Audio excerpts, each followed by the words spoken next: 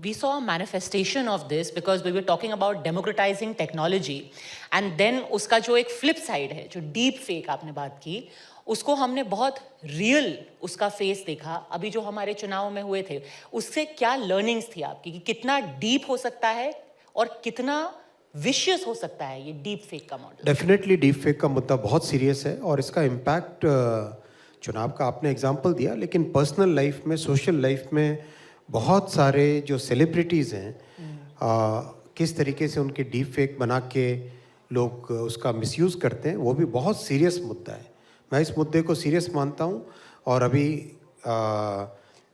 जो भारतीय न्याय संहिता बनी है उसमें बहुत बड़े प्रावधान किए गए. सेक्शन 111 है, इस तरह के सेक्शंस हैं जिसमें इस तरह के फ्रॉड और इस तरह का मिसयूज़, मिसइंफॉर्मेशन करके जो दिक्कतें आती है उसके अगेंस्ट बहुत स्ट्रिक्ट एक्शन लिया जाता है.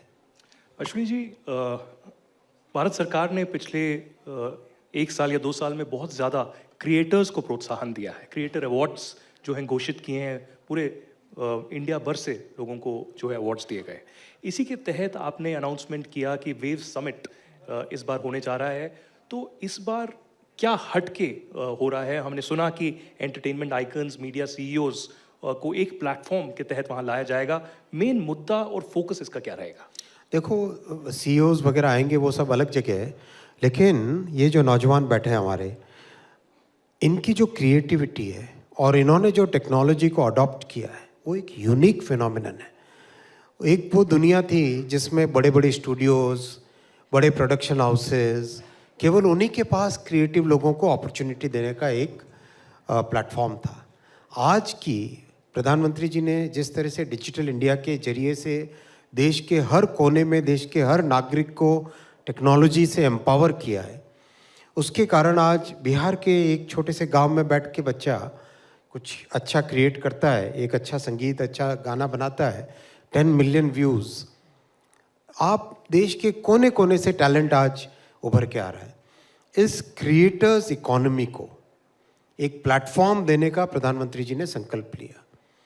नौजवानों को एक इस नई जो ताकत है, ये जो नई एक ताकत बन रही है, उनको टेक्नोलॉजी की ट्रेनिंग, हमारा जो आईआईटी सिस्टम है, आईआईटी सिस्टम जैसा कि जैसा IICT, Indian institute of creative technologies, जिसका पहला इंस्टीट्यूट बनेगा मुंबई में, पहला आईआईसीटी मुंबई में बनेगा, वैसे कंप्लीट आईआईटी जैसा ही आईआईसीटी सिस्टम बनाना.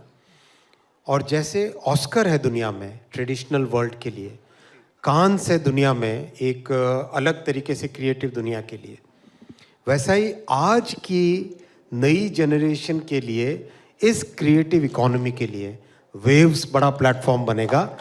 और इस साल भारत की 25 लैंग्वेजेस में जब क्रिएट इन इंडिया चैलेंज घोषित हुआ, लाखों लोगों ने उसमें पार्टिसिपेट किया है.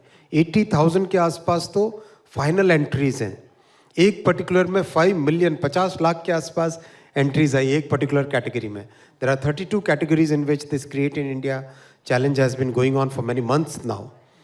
अगले साल हम दुनिया की और 25 लैंग्वेजेस को जोड़ेंगे और आप देखना अगले कुछ वर्षों में लोग जैसे ऑस्कर के अवार्ड के लिए उत्साहित होते हैं ना, कांस में जाने के लिए उत्साहित होते हैं, वैसे ही दुनिया भर के, यूरोप के, अमेरिका के, अफ्रीका के, जापान के, कोरिया के क्रिएटर्स वेव्स में आने के लिए उत्साहित होंगे.